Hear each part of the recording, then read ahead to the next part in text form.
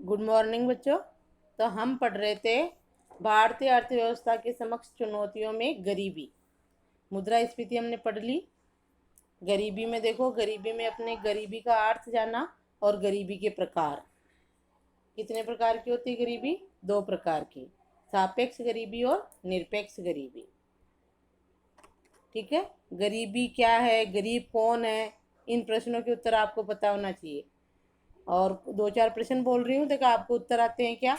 मुद्रास्फीति नियंत्रण के उपाय क्या है, मौद्रिक उपाय किसके द्वारा किया जाता है, सरकार मुद्रास्फीति पर किस प्रकार नियंत्रण करती है, मुद्रास्फीति के कोई चार कारण बताइए, मुद्रास्फीति से राष्ट्र को क्या हानि है। इन प्रश्नों के उत्तर आपको आने चाहिए। गरीबी देखो, गरीबी के प्रकार हो गए। अविकसित या विकासशील देशों में किस प्रकार की गरीबी पाई जाती है, विकसित राष्ट्रों में किस प्रकार की गरीबी पाई जाती है, ये सब।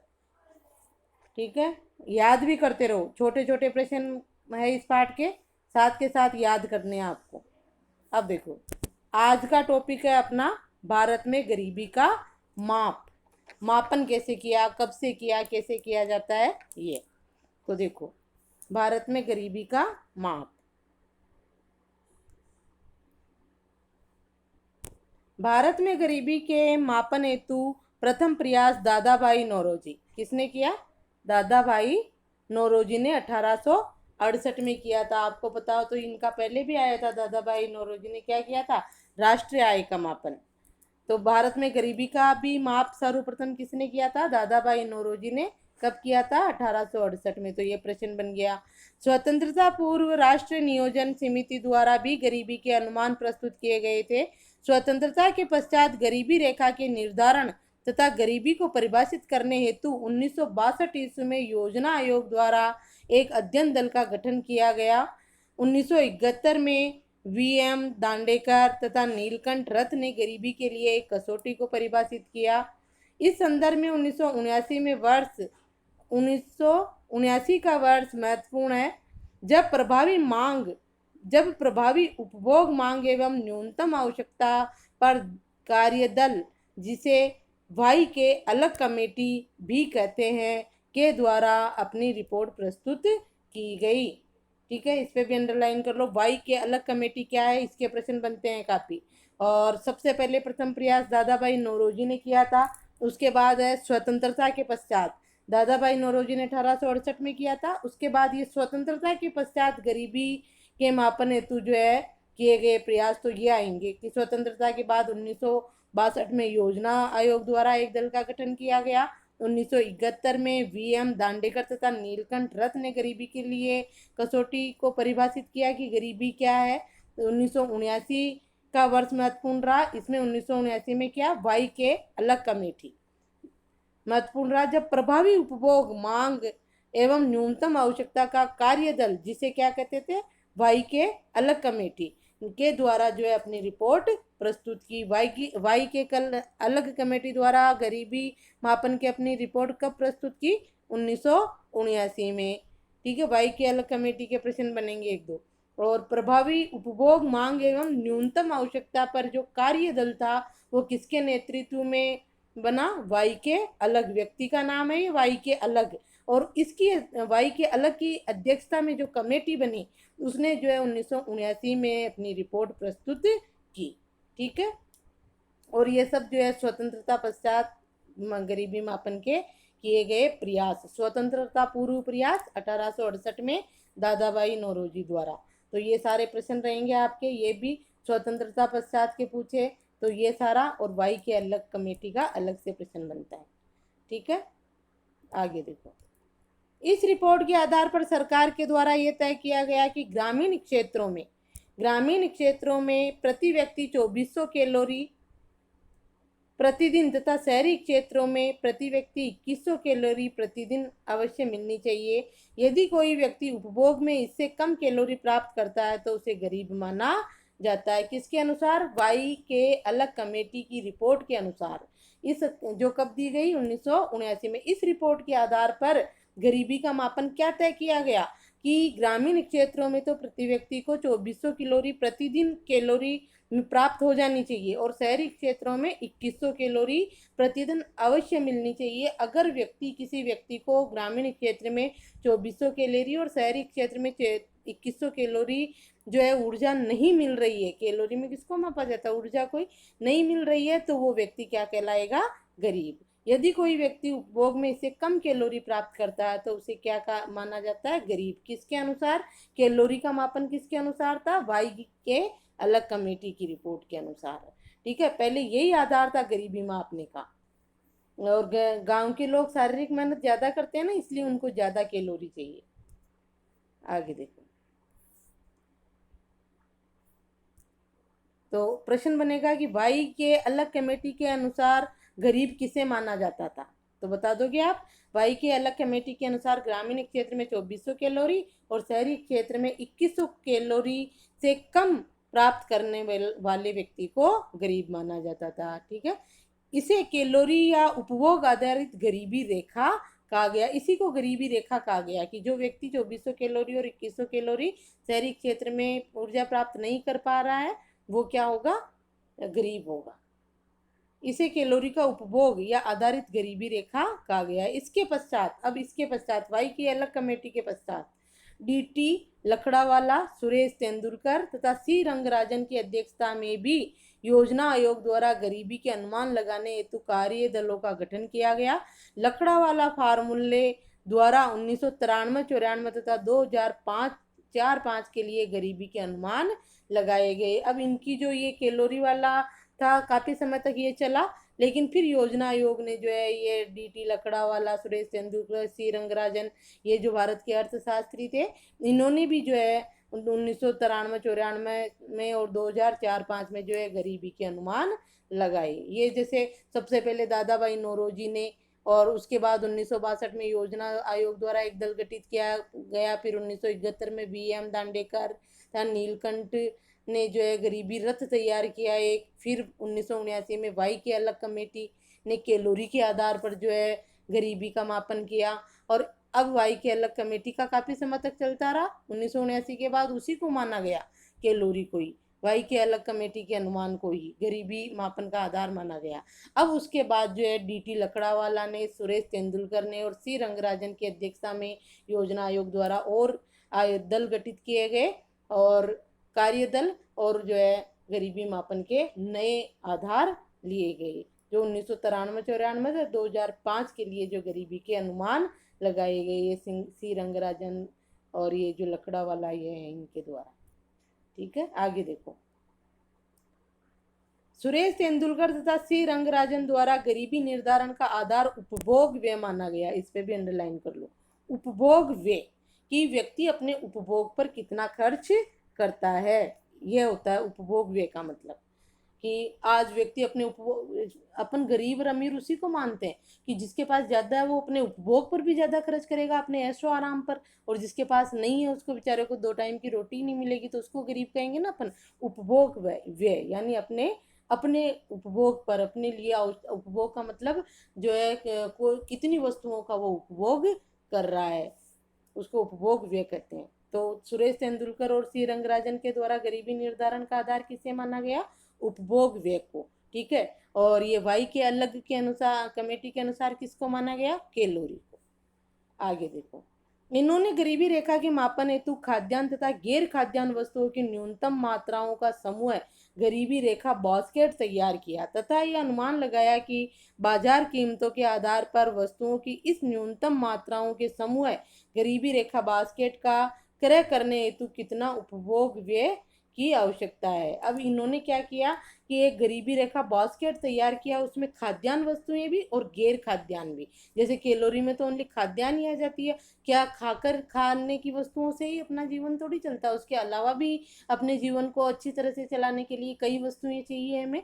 तो उसमें गैर खाद्यान्न वस्तुएं भी इस गरीबी बास्केट तैयार किया गया, उसमें कि खाने पीने के लिए तो कितनी कैसी वस्तुएं कितनी कैलोरी की होनी चाहिए, इसके अलावा व्यक्ति जैसे और क्या क्या उसको प्राप्त होना चाहिए, जैसे रोटी, कपड़ा, मकान, शिक्षा, स्वास्थ्य, ये लिया है ना अपन ने, तो ये चीजें भी गैर खाद्यान्न है ये।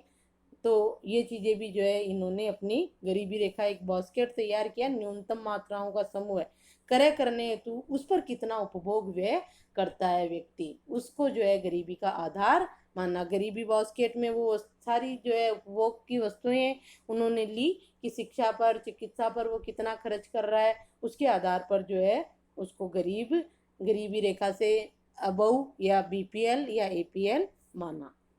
ठीक है, गरीबी रेखा का बता ही दिया था मैंने, पीएल पोवर्टी लाइन, उसके ऊपर जीवन जीने वाले एपीएल अबव पोवर्टी लाइन, और नीचे जीवन जीने वाले बीपीएल ब्लो पोवर्टी लाइन, गरीबी रेखा के नीचे इस तरह।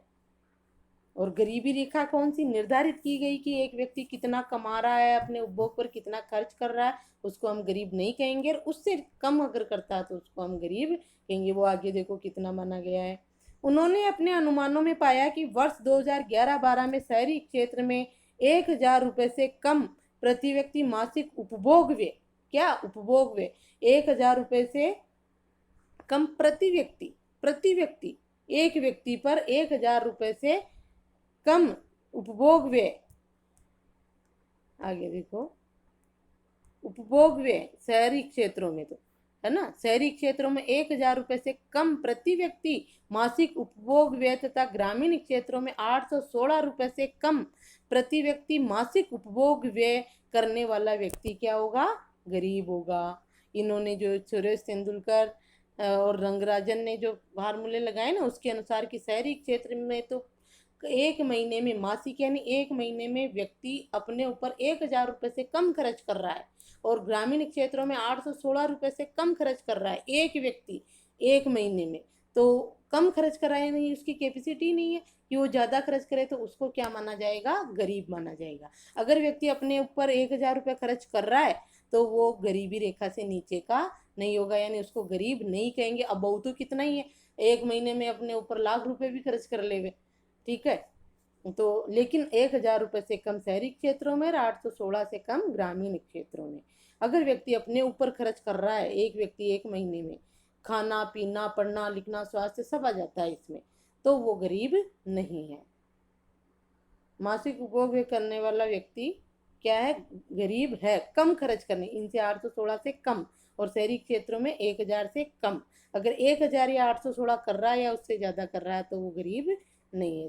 सुरेश तेंदुलकर के अनुमान के अनुसार आधार पर भारत में, ये सुरेश तेंदुलकर का है ये पैराग्राफ जो हम पढ़ रहे हैं ना, 1,000 और 816 वाला, सुरेश तेंदुलकर के अनुमान के आधार पर भारत में 21.92% लोग गरीब है, अर्थात लगभग 27 करोड़ लोग गरीबी रेखा से नीचे जीवन यापन कर रहे हैं। ये किसका है, सुरेश तेंदुलकर का। ये पूरा पैराग्राफ जो हमने पढ़ा सुरेश तेंदुलकर के आंकड़े हैं ये। अब सी रंगराजन के आएंगे, ठीक है, और है दोनों के ही 2011-12 के।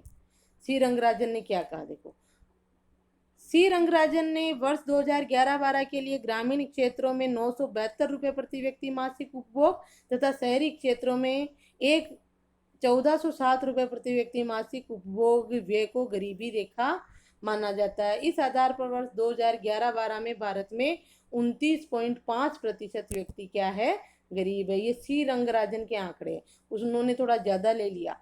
ग्रामीण क्षेत्रों में 972 रुपये और शहरी क्षेत्रों में 1,407 रुपये से कम व्यक्ति अपने उपभोग व्यय पर खर्च कर रहा है, ठीक है, खाना पीना कपड़ा सारी चीज़ें आ जाती है उसमें, अपने ऊपर खर्च कर रहा है, इससे कम, तो वो क्या माना जाएगा, गरीब माना जाएगा। अब इन्होंने ये आंकड़ा बढ़ा दिया तो ये गरीबी प्रतिशत भी बढ़ गया, इसके अनुसार 21.92 था, और सुरेश रंगराजन के अनुसार 29.5% लोग, और दोनों के आंकड़े कब के हैं, 2011-12 के। तो यहाँ से कोई भी प्रश्न पूछा जा सकता है कि सुरेश तेंदुलकर के अनुसार जो है उपभोग व्यय कितना था शहरी क्षेत्र और ग्रामीण क्षेत्र में, एक तो ये, और एक प्रश्न ये बनेगा कि सुरेश तेंदुलकर के अनुसार जो है कि 2011-12 में कितने प्रतिशत लोग गरीब थे, तो यह आ जाएगा 21.92। और इसी प्रकार सी रंगराजन के पूछे जाएंगे कि सी रंगराजन के अनुसार 2011-12 में उपभोग वे ग्रामीण और शहरी क्षेत्र में कितना था, तो ग्रामीण क्षेत्र में ये 972, शहरी क्षेत्र में ये,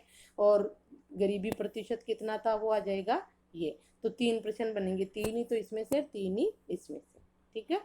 ये आंकड़े हो गए 2011-12 तक के। अब थोड़ा सा यहाँ देखो, संयुक्त राष्ट्र विकास कार्यक्रम, ये जो है आपके संयुक्त राष्ट्र विकास कार्यक्रम, संयुक्त राष्ट्र विकास कार्यक्रम UNDP,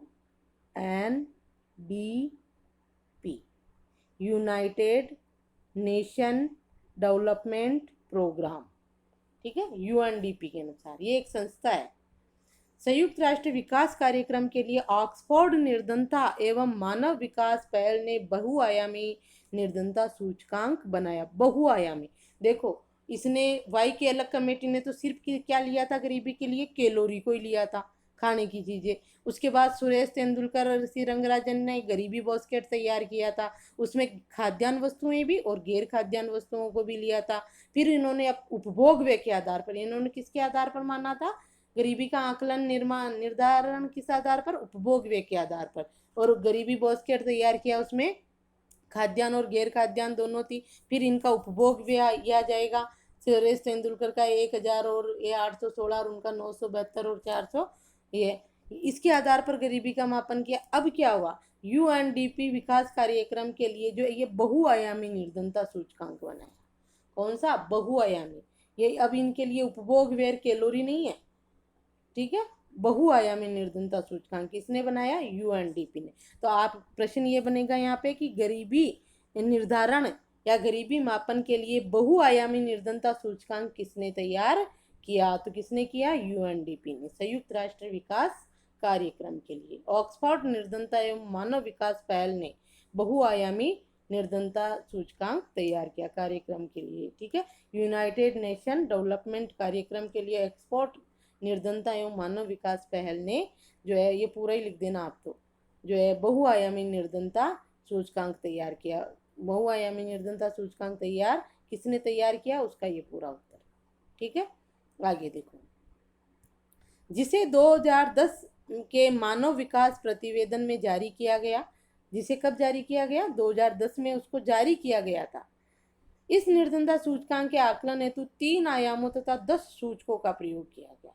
इस UNDP कार्यक्रम, UNDP विकास कार्यक्रम में बहुआयामी निर्धनता सूचकांक तैयार किया गया और उसका जो है प्रतिवेदन कब जारी किया, 2010 में। और इस निर्धनता सूचकांक के आकलन हेतु 3 आयाम, कितने आयाम लिए गए, 3 आयाम और 10 सूचकों का प्रयोग किया गया। ये 3 आयाम इम्पोर्टेंट है कि 3 आयाम कौन कौन से हैं, इसमें आएगा आपके शिक्षा, स्वास्थ्य और प्रति व्यक्ति आय, ठीक है। शिक्षा, स्वास्थ्य और प्रति व्यक्ति आय जो हमने मानव विकास में भी पढ़े थे। देखो आगे थोड़ा सा, 3 आयाम तथा 10 सूचकों का प्रयोग किया। भारत में विश्वसनीय समांकों के संकलन का कार्य, ये है, भारत में ये विश्वसनीय समांकों के संकलन का कार्य राष्ट्रीय प्रतिदर सर्वेक्षण संगठन द्वारा किया जाता है। ये इंपॉर्टेंट क्वेश्चन है यहाँ पर। ये भारत में जो गरीबी के विश्वसनीय समांक जो देता है, जो आकलन, विश्वसनीय आकलन जिसने किया है वो है आपके ये राष्ट्रीय प्रतिदर सर्वेक्षण संगठन, NSSO। क्या है ये, NSSO, राष्ट्रीय नेशनल ये आएगा आपके नेशनल सैंपल सर्वे ऑर्गेनाइजेशन, ठीक है। राष्ट्रीय प्रतिदर सर्वेक्षण संगठन, national sample survey organisation, NSSO।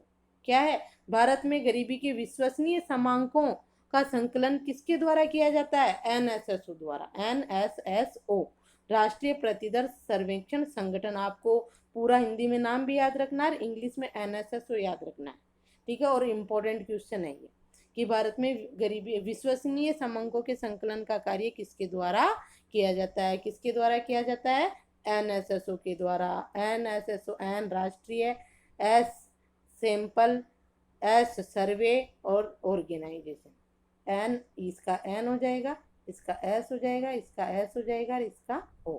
NSSO द्वारा किया जाता है। और प्रश्न बन गया आपके इम्पोर्टेंट, इसके द्वारा चलाए गए विभिन्न दौरों में एकत्र किए गए उपभोग व्यय संबंधी समांकों के आधार पर विभिन्न विशेषज्ञ गरीबी का अनुमान लगाते हैं। और आज जो है गरीबी का अनुमान इन्हीं के NSSO ही करता है। गरीबी का अनुमान कौन करता है, NSSO, ठीक है, भारत में ये हो गया। इसमें जो इसके द्वारा चलाए गए विभिन्न दौर प्रतिवर्ष आंकड़े लिए जाते हैं, इसके द्वारा, किसके द्वारा, एनएसएसओ के द्वारा। विभिन्न दौरों में एकत्रित किए गए उपभोग व्यय संबंधी, किसके द्वारा, उपभोग व्यय संबंधी समांकों के आधार पर विभिन्न विशेषज्ञ गरीबी का अनुमान लगाते हैं। इसमें राष्ट्रीय एनएसएसओ के जो होते हैं अधिकारी, वो दौरा करते हैं पूरे भारत का और गरीबी का आकलन करते हैं। तो आज विश्वसनीय आंकड़े कौन दे रहा है, एनएसएसओ, गरीबी के आंकड़े अब एनएसएसओ कर रहा है। ठीक है, तो ये यहाँ तक हो गया आपके। और ये है आपकी रिकॉल अवधि, क्या, रिकॉल अवधि। तो थोड़ा देखो, एक मिनट, रिकॉल अवधि भी पढ़ लेते हैं अपन। रिकॉल अवधि क्या होती है, इसमें प्रश्न बनेंगे। गरीबी आकलन एवं अनुमान हेतु किए जाने वाले समांकों के संकलन में दो प्रकार की रिकॉल अवधि का प्रयोग किया जाता है। पहला समान रिकॉल अवधि, ठीक है, जो 30 दिन की अवधि के लिए उपभोग व्यय के समंक एकत्रित करती है। दूसरी मिश्रित रिकॉल अवधि। ये रिकॉल अवधि दो प्रकार की है, पहली समान रिकॉल अवधि और दूसरी मिश्रित रिकॉल अवधि। समान रिकॉल अवधि का समय है 30 दिन और मिश्रित रिकॉल अवधि का समय है 1 वर्ष अवधि में खाद्यान्न तथा गैर खाद्यान्न वस्तुओं पर उपभोग व्यय के समंक एकत्रित करने के लिए दो अलग अलग संदर्भ अवधियों, जो 30 दिन की तो कौन सी है, समान रिकॉल अवधि, तथा 365 दिन की कौन सी है, मिश्रित रिकॉल अवधि का संयुक्त रूप से प्रयोग किया जाता है। तो ये रिकॉल अवधि कितने प्रकार की है, गरीबी आकलन अनुमान हेतु समांकों के संकलन के में जो है 2 प्रकार की रिकॉल अवधि है। प्रश्न यही बनेगा ये, ठीक है, यहाँ पे, ये यहाँ पे। और 2 प्रकार के कौन कौन सी, समान रिकॉल अवधि और मिश्रित रिकॉल अवधि। समान रिकॉल अवधि का समय है 30 दिन और इस मिश्रित रिकॉल अवधि का समय है 1 वर्ष, 365 दिन। ठीक है, ये यहाँ तक हो गया। यहाँ पर भी आपके 2 प्रश्न है रिकॉल अवधि के। अब अगला आएगा अपने गरीबी का कारण। गरीबी का कारण ये हम अगले वीडियो में देखेंगे। ठीक है, यहाँ तक के प्रश्न पूछूंगी। अब मैं वीडियो देने से पहले 10 प्रश्न पूछूंगी, आप यहाँ तक के प्रश्न उत्तर याद कर लो। ठीक है, गरीबी के माप तक के प्रश्न उत्तर आपको करने हैं और भेज दूंगी मैं, और आपको याद भी करने हैं।